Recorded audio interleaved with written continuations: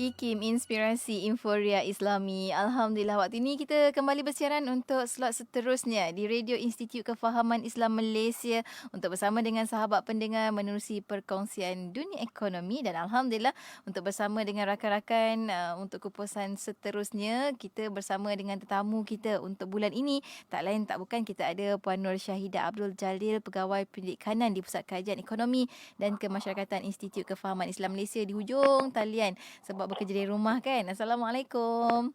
Waalaikumsalam warahmatullahi. Apa khabar Puan Yati kita? Baik, Alhamdulillah.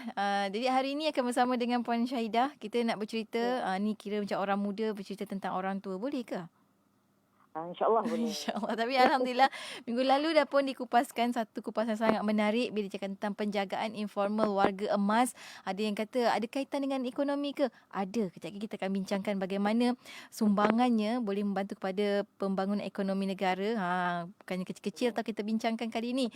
Jadinya mungkin awalan ini kita nak berikan terlebih dahulu sedikit pengenalan untuk tajuk kita, iaitu penjagaan informal warga emas. Bahagian kedua, silakan.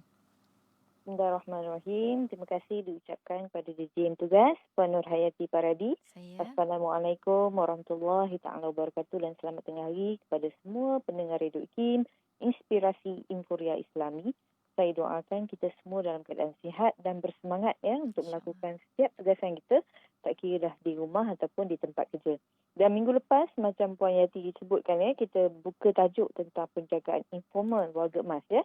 Dalam bahasa mudahnya, ia bermaksud ya kita tidak meletakkan ya warga emas di mana-mana institusi jagaan formal. Dan minggu lalu kita sentuh sedikit ya tentang aspek penjagaan warga emas ni sebab ketika tempoh PKP ya, keadaan tersebut telah membuka mata ramai daripada kita tentang aspek penjagaan anak-anak kecil. Ya, apabila kita lihat kesediaan majikan secara sukarela membenarkan pekerja untuk bergila-gila hadir bertugas di tempat kerja dan di rumah dengan pasangan masing-masing ya. Walaupun mungkin tak semua sektor pekerjaan ya dapat memberi kelonggaran ini, tapi saya fikir ya, usaha tersebut merupakan satu kejayaan yang hebatlah bagi masyarakat Malaysia, ya, termasuklah pihak kerajaan ya, majikan dan orang awam yang memahami pentingnya isu penjagaan ya, dan permulaan yang hebat tentang kefahaman akan pentingnya aspek penjagaan ini. Saya rasa kita harus panjangkan juga kepada aspek penjagaan warga tua Puan Yati ya. Daripada di situlah kita pada minggu lalu mengajak diri kita bersama-sama untuk kita lihat aspek penjagaan warga emas ini, kerana mereka ini juga tidak kurang pentingnya dalam hidup kita ya, dan juga dalam masyarakat kita. Dan kita kena selalu ingatkan ya Puan Yati tentang hakikat bahawa Malaysia ini diunjur akan menjadi sebuah negara tua menjelang 2030 apabila populasi individu tua ini yang berusia 60 tahun ke atas akan melebihi 15% daripada jumlah penduduk. Dan keadaan ini bukanlah sesuatu yang luar biasa ya, kerana memang jangka hayat manusia semakin bertambah. Dan kalau kita lihat ya peningkatan populasi warga tua ini juga sebenarnya merupakan salah satu daripada ciri-ciri demografi negara maju. Ya, sebagai contoh di UK, populasi penduduk yang berusia 65 tahun dan ke atas adalah satu daripada 5 orang ya, ataupun 18.3% pada 2018. Dan manakala kalau dilihat di Jepun pula pada tahun 2020 diunjurkan individu yang berusia 65 tahun ke atas sekitar 25% daripada jumlah keseluruhan penduduknya cukup. Jadi apabila jumlah warga emas meningkat dalam sesebuah negara itu bukanlah sesuatu yang perlu kita takuti ya, kerana ia adalah sebahagian daripada ciri-ciri sebuah negara maju. Sebab boleh jadi ia adalah refleks ya daripada fasiliti kesihatan yang baik dan menyeluruh kepada penduduk. Dan kaedah pemikiran berbeza seperti kita lebih banyak fikir tentang kesejahteraan hidup dengan mengamalkan keseimbangan ya, termasuklah dalam diet, gaya hidup, perancangan kewangan dan sebagainya, juga menyumbang kepada peningkatan jumlah ramai warga tua dalam sebuah negara. Dan apabila aspek penjagaan kesihatan keseluruhan ini dititik beratkan ya, lebih banyak peluang untuk kita hidup lebih sihat dan lebih lama. Dan ini sebenarnya adalah usaha kita sebagai hamba Allah yang Maha Esa, Puan Yati. Ya, Alhamdulillah. Maksudnya, bicara tentang penjagaan informal warga emas ni dia menyeluruh. Bukannya sebab kata peringkat usia tua tu, dia bukannya hanya melibatkan individu, fitrah individu sahaja, tapi Ya. ia melangkaui itu. Maknanya peringkat nasional sehingga menjadi penanda aras jugalah kan bagi sebuah negara. Negara tu negara maju atau tidak. Macam tadi kan kita kata tahun Ya. 2030 mungkin kita akan Mhm. menjadi negara pemenua kerana kita ada lebih kurang 15% daripada populasi penduduknya. Jadi macam mana sebenarnya kita nak adaptasikan fitrah ini dalam kehidupan kita, dalam masyarakat? Baik Puan Yati, ya. Memang secara umumnya menjadi tua itu fitrah bagi Mm-mm. manusia yang direzekikan usia yang panjang. Betul. Dan penuaan sihat ini menjadi matlamat utama apabila kita meniti pertambahan usia. Tapi memang terdapat pelbagai faktor menyebabkan warga emas tidak dapat menikmati kualiti hidup ketika di penghujung usia, seperti menghidapi penyakit kronik, kemiskinan, kesunyian, tekanan perasaan antara cabaran-cabaran yang dialami oleh mereka ini. Dan minggu lalu kita sebut tentang kesemua perkara ini dan kita juga sebenarnya harus sedar bahawa penjaga informal warga emas, iaitu boleh terdiri daripada ahli keluarga juga, sebenarnya berdepan dengan cabaran yang hampir sama dengan warga emas tadi. Cuma lalu dia dalam usia yang lebih muda dia hadap benda yang sama. Dan kita juga pada minggu lalu telah bincang tentang skop tugasan seorang penjaga warga emas, terutama sekali dari segi yang tidak ada keupayaan untuk mengurus diri sendiri. Dan apabila semuanya perlu dilakukan dengan bantuan penjaga informal tadi, ini yang menyebabkan penjaga tersebut hilang kualiti hidupnya sekiranya dia tidak dapat dibantu. Dan Puan Yati, aspek kita hilang keupayaan disebabkan oleh faktor usia ni ada sebenarnya disebut dalam surah Yasin ayat ke-68 yang bermaksud, dan hendaklah diingat bahawa sesiapa yang kami panjangkan umurnya, kami balikkan kembali kejadiannya kepada keadaan serba lemah. Hakikat ini memang jelas, maka mengapa mereka tidak mahu memikirkannya? Ya, ayat ini bukan saja memberi peringatan kepada kita semua akan hakikat bahawa kita akan menjadi tua sekiranya diizinkan umur panjang, tetapi juga tentang hakikat bahawa kemungkinan untuk kita terpaksa bergantung hidup dengan banyak kepada orang lain bagi mengurus diri kita sendiri ketika kita tua, dia disebabkan oleh keuzuran kita. Jadi maknanya masa kita sihat dan muda ini, usah kita sombong, usah kita tidak menjaga diri. Kita perlu jaga kesihatan diri, perlu jaga kesihatan kewangan kita, dan juga tidak memandang rendah kepada sesiapa pun sebab entah satu hari nanti Puan Yati, kita terpaksa bergantung kepada orang yang kita pandang rendah tadi. Betul. Dan ayat ini juga pada saya sebenarnya mengajak para penjaga warga emas untuk terus berjuang dengan kesabaran yang tinggi, kerana keuzuran ketika umur tu adalah fitrah kepada manusia. Semoga dengan bersabar itu Allah naikkan darjat para penjaga. Tak kiralah siapa pun dia. Boleh jadi dia pasangan warga emas tu sendiri. Boleh jadi dia anak ataupun menantu warga emas tersebut saudara ataupun jiran, ataupun dia sebagai pekerja sosial di institusi yang menjaga warga emas ini. Juga para petugas perubatan sesiapa saja. Semoga Allah mengangkat darjat kesemuanya. Sebab itulah kita kena pandang keuzuran ketika umur lanjut usia ni bukan sahaja ujian kepada empunya badan tetapi juga ujian buat kita semua sebagai penjaga. Sebab itu Allah berfirman dalam surah Al-Isra ayat 23 yang bermaksud, dan Tuhanmu telah perintahkan supaya engkau tidak menyembah melainkan kepadanya semata-mata, dan hendaklah engkau berbuat baik kepada ibu bapa jika salah seorang daripada keduanya atau kedua-duanya sekali sampai kepada umur tua dalam jagaan dan peliharamu, maka janganlah engkau berkata kepada mereka sebarang perkataan kasar sekalipun perkataan dan janganlah engkau menengking menyergah mereka, tetapi katakanlah kepada mereka perkataan yang mulia yang bersopan santun Puan Yati. Masya Allah. Benda ni dah diingatkan oleh Allah SWT dalam Al-Quran sendiri kan. Maknanya daripada awal kita memang dah ditekankan supaya menjadi masyarakat yang tahu limitasi kita. Pada mak ayah kita macam mana, nak jaga mak ayah macam mana, sampaikan ke tahap jangan ada benda jangan yang perlu kita ingatkan kan. Masya Allah.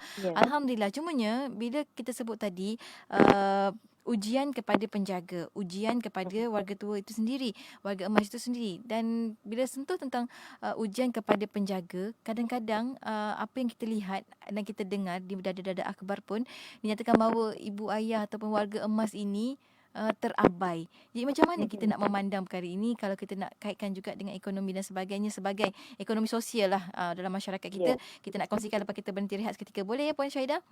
Baik, baik. Boleh kan? Untuk anda rakan pendengar jangan ke mana-mana. Teruskan kesetiaan bersama kami. Tentunya hanya di IKIM Inspirasi Inforia Islami.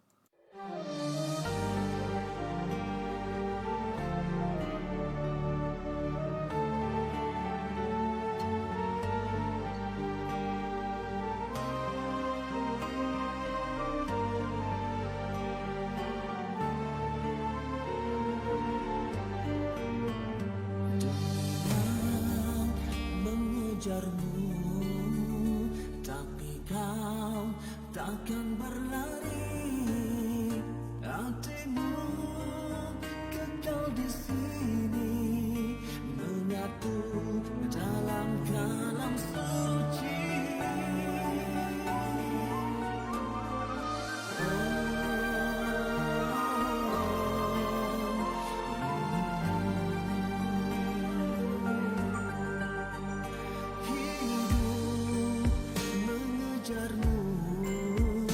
Dengan indah warna pelangi, hatimu takkan keliru, cahaya Quran memenuh hati. Di sini motivasimu, kau anak hamlatul Quran. Di sini denyut jantungmu mengenal arti kalam ilahi. Ini pondok kentaramu, kau anak hamlatul Quran. Hidup matimu hanya satu, kalam Quran penuhi jiwamu.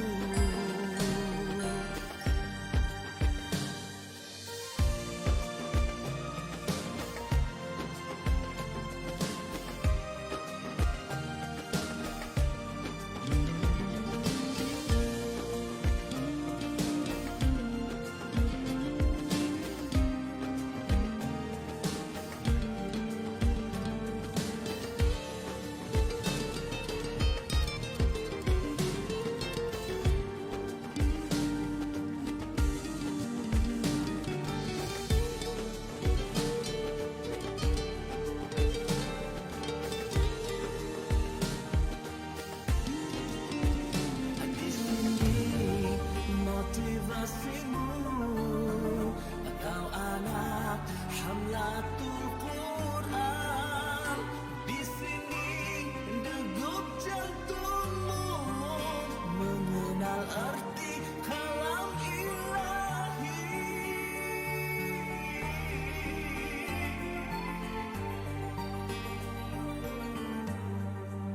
Ini pondok kembaramu, kau anak hamlatul Quran.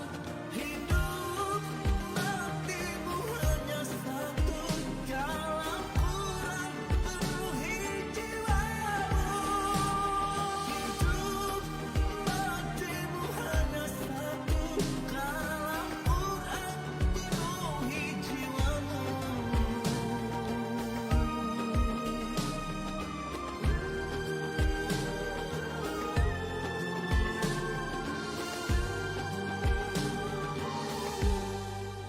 Inspirasi Inforia Islami tentunya hanya di Radio Institut Kefahaman Islam Malaysia. Kita kembali bersiaran waktu ini menerusi perkongsian dunia ekonomi, menerusi perkongsian penjagaan informal warga emas bersama dengan Puan Nur Syahidah Abdul Jalil yang bekerja dari rumah hari ini, bukan pegawai pendidikan di Pusat Kajian Ekonomi dan Kemasyarakatan Institut Kefahaman Islam Malaysia. Puan Syahidah tadi dah kongsikan dengan kita berkenaan dengan bagaimana sebenarnya bila kita kata kita tak boleh lari lah, maksudnya negara menua menua, dia ada kait Ya. mengaitnya juga dengan negara maju. Dan kalau kita lihat kembali daripada Jabatan Perangkaan Malaysia kan, jumlah penduduk negara ini yang berusia 65 tahun ke atas meningkat kepada 2.23 juta pada suku keempat tahun 2019, tahun lepas, berbanding dengan 2.14 juta bagi tempoh yang sama bagi tahun 2018. Dan kalau menurut Datuk Seri Dr. Muhammad Uzair kan, Ketua Perangkawan, kata ini trend peningkatan ini turut juga berlaku di negara maju lain. Maksudnya memang ada kaitan antara negara maju dan juga warga menua. Cumanya yang kita risaukan sekarang adalah bagaimana pandangan Puan Syahidah sendiri tentang pengabaian warga emas, walaupun negara itu maju dengan populasi warga emasnya tinggi. Mungkin saya fikir pengabaian itu patutnya tak wujud lah kan, sepatutnya lah, sebab negara maju kan. Jadi macam mana pandangan daripada Puan Syahidah sendiri? Betul, saya setuju dengan Puan Hayati ya. Dahsyat Puan Hayati kita ya. Dia dengan maklumat-maklumat di hujung jari ya. Masya Allah. Satu realiti yang perlu kita hadapi ya, sekalipun kita ini negara maju ya, atau negara membangun, ialah tentang pengabaian Puan Hayati ya. Kerana kita ini manusia, makhluk emosi ya. Kita hidup bukan setakat perlu cukup makan, cukup tidur. Tetapi untuk menjadi manusia yang sihat akal fikiran dia, kita juga perlukan kasih sayang dan perhatian ya. Pokok yang kita bela, kalau kita beri penjagaan baik, ada beza dengan pokok yang kita bela tapi tak beri penjagaan yang baik kan Yati? Jadi dalam konteks penjagaan warga emas, memang tak dinafikan bahawa terdapat segelintir warga emas yang hidupnya terabai ya. Mereka ini boleh jadi satu kumpulan kecil ya, yang tidak diperdulikan hak dan keperluan hidup oleh keluarga ataupun masyarakat sekeliling mereka ya. Dan mereka yang dikatakan terabai itu kita boleh lihat sebagai mungkin gelandangan ya, tinggal seorang diri ya, apatah lagi ya, yang hidup dalam kemiskinan ya. Ada yang terlantar berbulan-bulan di hospital tanpa diambil oleh warisnya ya. Dan satu perkara yang kita kena terima dan sedar, pengabaian yang berlaku ini boleh jadi disebabkan oleh keluarga sendiri yang tak tahu pun keadaan warga emas tersebut sebabkan lama terpisah Puan Yati. Itu lagi menyedihkan sebenarnya. Mereka tak tahu sama ada individu warga emas keluarga mereka ini hidup ataupun telah meninggal dunia ya. Ini memang berlaku dalam realiti semasa. Jadi sebagai masyarakat yang prihatin, jangan kita cepat hukum ya. Kita nampak mungkin dia seseorang yang kita kata keluarga mereka berbagai-bagai, sedangkan hakikatnya dah terpisah lama ya, mungkin dari muda dah tak tahulah sama ada mereka ni hidup ataupun meninggal dunia. Jadi penting untuk kita ketahui juga bahawa pengabaian ini boleh berlaku kepada semua taraf ekonomi masyarakat. Maknanya bukan sahaja berlaku kepada orang miskin ya, tetapi juga boleh berlaku kepada golongan kaya, golongan profesional dan sebagainya dengan cara yang berbeza. Ya, baik, mari kita lihat ya Puan Yanti beberapa faktor yang mungkin menyebabkan berlakunya pengabaian kepada warga emas. Sebab dengan mengenal pasti faktor ini, kita boleh berusaha ya untuk mencegah berlakunya pengabaian kepada warga emas pada masa yang akan datang. Yang pertama sekali, faktor pertama ni saya fikir sesuatu yang sangat tabu lah masih tabu untuk kita bincang atau sebut ya. Tetapi realitinya inilah yang berlaku dalam masyarakat kita. Jadi saya kena sebut jugalah Puan Yati ya, supaya kita ini mengambil pengajaran, supaya kita ini insaf ya. Saya sebut bukan kerana saya sokong kerana jelas tentang perkara itu, tetapi saya sebut kerana isu ini semakin membarah dan perlu kepada pencegahan ya. Sebab nak redo ataupun buat semula atau ulang balik memang dah tak boleh, sebab demi masa sesungguhnya manusia itu dalam kerugian ya. Iaitu faktornya yang pertama sekali, iaitu ketika muda warga emas pernah mengabai tanggungjawabnya terhadap keluarga. Ya. Dan ada di kalangan ya warga emas ya yang ketika mudanya terjebak dalam gejala sosial ya, kemudian berfoya-foya ya, terlibat dalam ketagihan judi, ketagihan arak, ketagihan dadah ya, mendera fizikal, emosi dan secara seksual ahli keluarga sendiri ya. Kemudian ada yang berkahwin dan bercerai ya tanpa tanggungjawab, seumpama kita saling baju ya.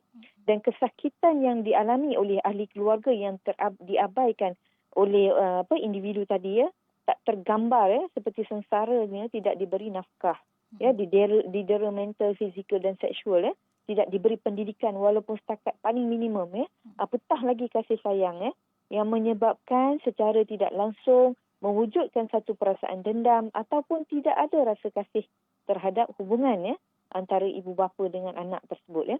Memang kita katakan dendam itu tak baik ya. Ya, macam saya sebutkan tadi lah. Saya tidak sokong perkara ini, tapi ini realiti ya Puan Yati ya. Kita kena sedar makhluk ini manusia ini makhluk emosi ya. Kalau kita rasa ya anak yang dah besar tu sepatutnya dia tak berdendam ya, sepatutnya dia dah tahu dah apa yang betul yang tidak. Betul, Ya? dia tahu hukum sepatutnya kan. Dia dah tahu hukum, jadi tak perlu bayar dendam. Tapi sebenarnya secara tidak langsung kita mengatakan bahawa pendidikan dan kasih sayang terhadap anak-anak, khususnya waktu mereka kecil itu tak perlu. Ya, sebab nanti bila dah besar dia dah tahu sendiri tanpa siapa-siapa pun perlu didik masa kecil ya. Maknanya bila anak itu lahir, kita tinggal. Cukup 30 tahun kita cari balik ya dan claim jasa kita untuk dibalas ya. Begitu ke? Ya konsepnya ya. Tidak ya. Sebabnya pasangan dan anak-anak kita adalah amanah. Ya bukan isteri, amanah suami pun amanah kita ya. Betul. Ya wajib kita didik tentang perkara-perkara fardu ain, fardu kifayah ya. Kalau kita ingat kita ada selalu doa ya.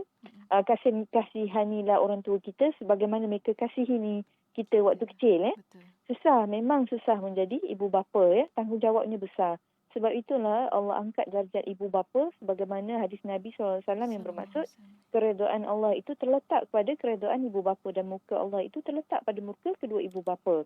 Dan sebab bukan seronok-seronok nak dapat darjat tinggi ni ya sebagai ibu bapa. Ia datang dengan amanah dan tanggungjawab serta nikmat yang besar ya. Dan macam saya sebut pada awal tadi, perkara ini bukan sesuatu yang saya sokong ya, tetapi perkara ini adalah realiti ya. Dan semoga perkara ini mengisafkan kita sendirilah ya. Dan buat pasangan dan anak-anak yang mengalami perkara ini, yakinlah ya satu ketika satu ketika dulu diabaikan ya atau didera oleh warga emas tadi ya. Yakinlah dan bersabarlah ya. Semoga Allah mengangkat darjat sekaliannya ya. Benar ya, kasih sayang itu memang tak boleh nak paksa ya. Tapi kita boleh paksa diri kita untuk berbuat kebaikan walaupun tak ada kasih sayang ya. Yang kedua, faktor kedua ialah tentang masalah kewangan ya.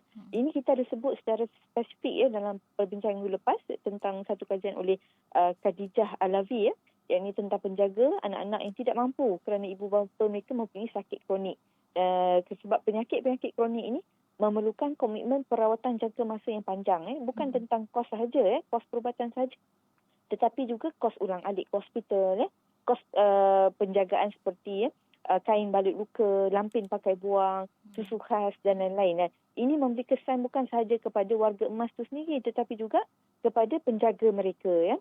Yang ketiga, faktor yang berlakunya pengabaian tidak mengamalkan nilai-nilai agama dan moral ya. Sebab dia tak semestinya kena tunggu faktor satu tadi berlaku ya.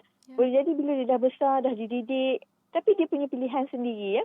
Dia pilih untuk mengabaikan ibu bapa mereka kerana tidak mahu beban komitmen jangka masa panjang ya. Tidak mahu hidup terikat sebagai penjaga ya. Khususnya bagi penjaga ibu bapa yang uzur yang terlantar ini ya. Dia mungkin tak puas berseronok ya dan sebagainya. Dan keempat, ini memang kasihan lah ya. Memang tak ada waris ya. Dan memang masyarakat setempat lah ya yang perlu mengambil tahu akan warga emas tadi Puan Yati. Masya Allah, pentingnya kan. Kita dah ada banyak contoh dah. Kalau kita lihat di Jepun sendiri, mereka ada satu terma macam kodokushi, maknanya mati seorang diri. Kita tak nak benda tu berlaku. Walaupun negara maju, tapi kita tak nak lah. Kita kena ambil contoh. Apa yang berlaku di Jepun itu kita ambil contoh. Kita tak nak perkara yang sama berlaku pada kita kerana kita, agama negara kita adalah agama Islam. Patutnya kita kena faham terma-terma dan juga hukum-hukum tersebut. Alhamdulillah, terima kasih banyak kepada Puan Nursyida kongsikan tentang ini. Dan ada ada perkongsian sebelum kita berhenti rehat seketika ni, ada perkongsian daripada sahabat-sahabat kita, antaranya Julia Rais di FB IKIM FM kata menjaga warga emas memang kena sabar 200%. Maknanya bukannya mudah, tapi bayangkan ganjarannya pun juga besar, jadi kena ada kesabaran. Macam Rudin Nur kata ujian akhir ialah menjaga kedua orang tua. Ini adalah waktu kritikal mereka, usia kritikal mereka. Masya Allah, kalau ada kesedaran begini, Masya Allah, Alhamdulillah kan.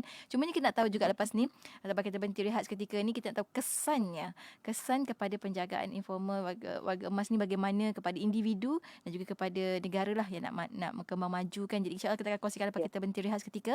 Untuk anda rakan pendengar, jangan ke mana-mana, teruskan kesetiaan bersama kami tentunya hanya di IKIM, Inspirasi Inforia Islami. Radio IKIM 2020 ini membawa kepada anda lagu-lagu nasyid terbaik. Hanya iman pengubah jiwa, dakwaku mahtabila. Ya Allah, apa yang bisa anda lagu-lagu nasyid yang mengusik jiwa. Memohon ampun, ya Allah. IKIM, Inspirasi Inforia Islami. Ya Allah. Inspirasi Inforia Islami tentunya hanya di Radio Institut Kefahaman Islam Malaysia. Kita kembali bersiaran waktu ini menerusi perkongsian dunia ekonomi bersama dengan Puan Nur Syahidah Abdul Jalil yang gigih kat ujung talian tu, bekerja dari rumah. Masya Allah, moga Allah pemudahkan urusan Puan Nur Syahidah. Merupakan pegawai pendidik kanan di Pusat Kajian Ekonomi dan Kemasyarakatan Institut Kefahaman Islam Malaysia. Bila kita bicara berkenaan dengan penjagaan informal warga emas, dia bukan sahaja berkaitan dengan fitrah kehidupan manusia secara individu, tetapi ia juga berkaitan dengan ekonomi sesebuah negara. Dan bila kita kadang-kadang bila kita sentuh tentang kesan, orang tak dapat nampakkan gambaran yang tepat pada diri masing-masing. Cuma kalau boleh kita berikanlah waktu ini di hujung-hujung bersama dengan kesimpulan juga nantinya tentang apakah kesan daripada berlakunya pengabaian warga tua tadi. Silakan. Baik ya, Puan Yati pun dah kata hujung-hujung kita kena sedar diri lah. Masya Allah. Baik ya, mungkin kita boleh kongsikan sedikit lah ya. Ya. Kalau kita lihat ya, apabila berlakunya pengabaian secara sengaja lah Puan Yati ya. Sebab pengabaian boleh secara tak sengaja itu bila tak ada waris ya, kita tak Betul. tahu. Betul. Ya, secara tak sengaja pada warga emas. Pertama sekali kita nampak sebenarnya berlaku keruntuhan institusi keluarga ya. Apabila aspek kasih sayang ya, belas kasihan dan tanggungjawab itu tidak lagi ditekankan dan diberi perhatian. Maknanya ya, fungsi keluarga itu semakin tak wujud ya apabila masing-masing menjadi orang yang pentingkan diri ya. Dan apabila ini berlaku, kita akan melihat lebih banyak warga emas akan ditempatkan di institusi formal ya. Sebenarnya pilihan ditempatkan dalam institusi formal ni ada dua. Pertama, secara sukarela apabila tak ada lagi waris, atau waris hilangkan diri ataupun waris enggan. Yang kedua, secara sukarela apabila institusi jagaan secara harian sementara waris pergi bekerja atau sukarela akibat daripada masalah kemiskinan kedua-dua waris dan warga emas ya. Boleh jadi sukarela kerana hendak lebih masa beribadah bersama rakan ya. Bila masuk pondok-pondok, masuk pondok untuk orang-orang tua ya. Lazimnya waris memang bersungguh nak jaga mereka tapi ditolak secara baik oleh warga emas tadi, khususnya yang masih sihat ya. Dan ini tak bolehlah kita nak tengok sebagai satu bentuk pengabaian ya. Jadi boleh jadi peningkatan warga emas dalam institusi formal ni ada dua kemungkinan ya. Dan yang ketiga ialah tentang kos perubatan dan penjagaan yang ditanggung kerajaan meningkat ya, sebab warga emas tadi ini diabai oleh waris dia ya. Khususnya warga emas yang hilang keupayaan mental dan fizikal ya. Sebab jika masih lagi dalam jagaan waris ya, sebahagian daripada kos ini akan ditanggung oleh waris mereka ya. Yang keempat ialah meruntuhkan nilai agama dan budaya. Ini jelas ya. Pengabaian secara sengaja terhadap orang di bawah tanggungjawab kita memang bertentangan dengan nilai agama, budaya dan masyarakat setempat ya. Dan usahlah ya, kerana usia kita telah tua, kita dah tak boleh nak produktif lagi, maka kita dibiarkan saja Puan Yati. Dan sebagai kesimpulannya ya, kenapa kita bercakap tentang tajuk ini 2 minggu ya, sebab saya amat berharap jika PKP boleh menyatukan kita tentang penting penjagaan anak-anak. Saya harap kali ini dapat buka hati kita tentang pentingnya penjagaan warga tua, lebih-lebih lagi kepada kita yang masih lagi masyarakat Islam ya, berbudaya timur ya. Kita pegang pada nilai kekeluargaan yang erat ya. Dan lazimnya penjagaan warga tua ini masih dilakukan secara informal, iaitu kita jaga sendirilah ya. Dan kita sedar ya, cabaran yang dihadapi oleh penjaga informal ini. Jadi kita tak boleh biarkan mereka secara sendirian ya, lebih-lebih lagi mereka ahli keluarga kita ya. Jadi apabila antara cadangan-cadangan yang perlu kita pertimbangkan ialah termasuklah ya, kita beri subsidi kepada penjaga warga tua yang khususnya terlantar ya, sebab waris tadi tak boleh bekerja ya, keanjalan waktu bekerja. Yang paling penting kita kena mulakan diri kita dengan sendiri dulu, iaitu saya bercakap juga kepada diri saya sendiri, iaitu kita kena menjadi anak yang soleh dan solehah ya. Kita mesti menjadi ibu bapa yang soleh dan solehah ya. Semoga ya Allah membantu kita untuk berkhidmat kepada ahli keluarga kita untuk mencapai kebahagiaan dunia dan akhirat Puan Yati. Masya-Allah, besarnya kena mulakan daripada sekarang. Kesannya akan datang, kita akan dapat rasakan sebenarnya. Dan kita sampai ke hujung pertemuan kita untuk kali ini. Mungkin di hujung ni boleh kita titipkan sedikit kesimpulan untuk sahabat-sahabat pendengar kita sebagai panduan lah. Dalam kita nak ada penjagaan warga emas ni memang perlu kepada kesabaran, tapi yang paling penting ia juga adalah satu penggerak kepada ekonomi sosial sesebuah masyarakat. Silakan. Ya. Saya fikir pertama sekali kita kena buat preparation lah untuk kita menuju usia tua lah. Betul. Jangan kita tunggu lagi 2 tahun baru kita nak 2 tahun bersara baru kita nak mula bersedia, kita baru nak mula rancang kewangan. Sepatutnya rancang kewangan sepanjang kita ada kerjaya ya. Sebab kita kena bersedia, cara hidup kita pada hari ini takkan mungkin sama dengan cara hidup kita pada masa yang akan datang, Puan Yati. Betul, tepat. Persediaan daripada sekarang kan. Kita pun insya-Allah kalau Allah panjangkan usia, kita akan ada dalam keadaan golongan warga emas tersebut. Betul-betul emaskah kita ataupun kita akan menjadi emas yang diabaikan. Nauzubillah min zalik. Apa pun terima kasih banyak untuk perkongsian pada hari ini. Insya-Allah minggu hadapan kita akan bersama lagi Puan Syahidah. Ya, insya-Allah. Terima kasih banyak. Assalamualaikum. Waalaikumsalam warahmatullahi wabarakatuh. Dan untuk anda rakan pendengar, teruskan kesetiaan bersama kami tentunya hanya di IKIM Inspirasi Inforia Islami.